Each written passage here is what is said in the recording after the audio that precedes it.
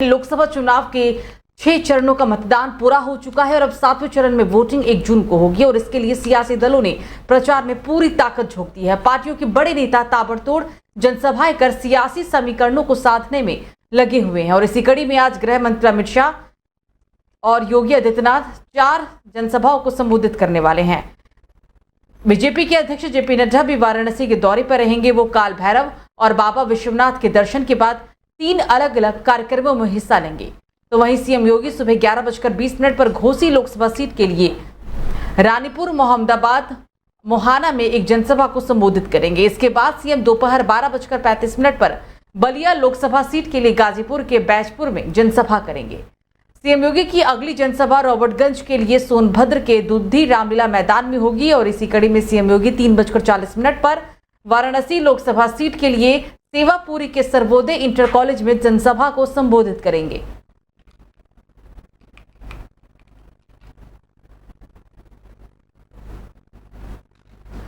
तो हिमाचल प्रदेश में इन दिनों स्टार प्रचारकों के पहाड़ चढ़ने से सियासी पारा चढ़ गया है। प्रदेश में अंतिम चरण में 1 जून को होने वाले 4 लोकसभा सीटों के लिए विधानसभा की, हालांकि इसमें 6 सीट भी इनमें शामिल है जिनमें उपचुनाव होना है और ऐसे में कांग्रेस और बीजेपी के राष्ट्रीय स्तर के नेताओं ने एक दूसरे पर सियासी हमले भी तेज कर दिए हैं। अखिल भारतीय कांग्रेस कमेटी के पूर्व अध्यक्ष राहुल गांधी की नाहन और ऊना में हुई 2 चुनावी रैलियों के बाद अब अखिल भारतीय कांग्रेस कमेटी की महासचिव प्रियंका गांधी वाड्रा आज से प्रदेश में चुनावी प्रचार का मोर्चा संभालेंगी। प्रियंका गांधी आज कांगड़ा संसदीय क्षेत्र में एक साथ 2 जनसभाओं को संबोधित करेंगे। उनकी पहली जनसभा चंबा के चौगान मैदान में होगी और उसके बाद उनकी दूसरी जनसभा शाहपुर विधानसभा क्षेत्र के चंबी में है। प्रियंका गांधी वाड्रा चंडीगढ़ से स्पेशल प्लेन से पठानकोट के लिए रवाना हो गई हैं। सुबह करीब 10:50 पर वो चंबा पहुंच जाएंगे और यहां पर 11 बजे चौगान मैदान में उनकी जनसभा शुरू हो जाएगी और इसके बाद 12:45 पर चंबा से शाहपुर के चंबी के लिए वो उड़ान भरेंगे। इन दोनों ही चुनावी जनसभाओं में प्रियंका गांधी वाड्रा कांग्रेस प्रत्याशी आनंद शर्मा के लिए वोट मांगेंगी। चंबी में जनसभा संबोधित करने के बाद वो वापस शिमला लौट आएंगी।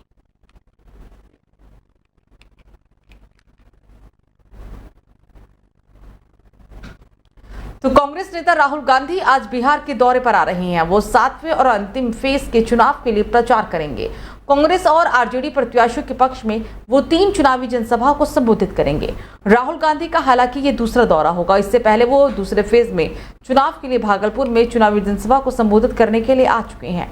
आज राहुल गांधी का पहली जनसभा पटना साहिब में होगी और पटना साहिब लोकसभा सीट पर ही कांग्रेस के उम्मीदवार अंशुल अभिजीत चुनावी मैदान में है। राहुल गांधी की दूसरी जनसभा पाटलिपुत्र लोकसभा क्षेत्र में होगी जहां से आरजेडी अध्यक्ष लालू प्रसाद यादव की बड़ी बेटी मीसा भारती उम्मीदवार है और इसके बाद उनकी तीसरी सभा आरा लोकसभा क्षेत्र के जगदीशपुर में होगी। आरा सीट से सीपीआई माले के प्रत्याशी सुदामा प्रसाद चुनाव लड़ रहे हैं।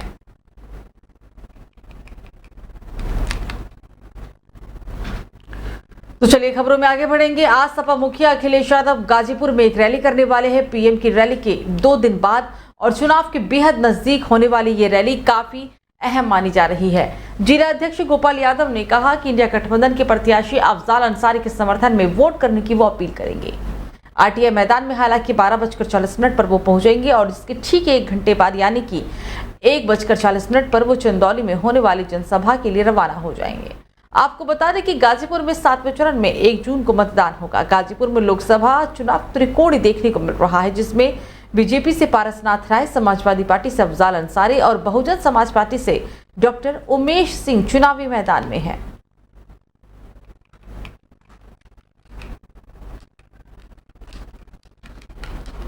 तो चलिए खबरों में आगे बढ़ेंगे। बात एक और अहम खबर की करेंगे जो कि समाजवादी पार्टी से ही जुड़ी हुई है। दरअसल समाजवादी पार्टी में अब एक अहम खबर सामने आई है। नारद राय का इस दौरान कहना है कि एक साजिश के तहत उनका नाम सूची से हटा दिया गया। आपको बता दें कि एक्स पर उन्होंने रविवार को एक पोस्ट लिखी थी। उन्होंने कहा कि जो लोग अपने बूथ को नहीं जिता पाए, नए नेता बने लोग राष्ट्रीय अध्यक्ष यानी कि अखिलेश यादव को ज्ञान दे रहे हैं। हम राज नारायण के वंशज हैं, अपमान ना सहा है और ना ही सहेंगे। उन्होंने शाम 4 बजे आज राज नारायण की जमात के बैनर तले खोरी पाकड़ के श्री राम जानकी मंदिर में बैठक भी बुलाई है। तो समाजवादी पार्टी में एक बार से फिर कलह की खबर सामने आई है। दरअसल आपको ये पूरी खबर बताई, जहां पूर्व मंत्री नारद राय समाजवादी पार्टी से नाराज चल रहे हैं, ऐसी खबर है। समाजवादी पार्टी के वरिष्ठ नेता और पूर्व मंत्री नारद राय अपनी पार्टी से नाराज है। चर्चा है कि कल बलिया के फेकना में कटारिया में सपा अध्यक्ष अखिलेश यादव ने एक जनसभा को संबोधित किया था और उनका उस जनसभा में उन्होंने खुले मंच से नाम नहीं लिया और इससे ही आहत होकर नारद राय ने आज बीजेपी में शामिल होने का ऐलान कर सकते हैं, ऐसी खबर है।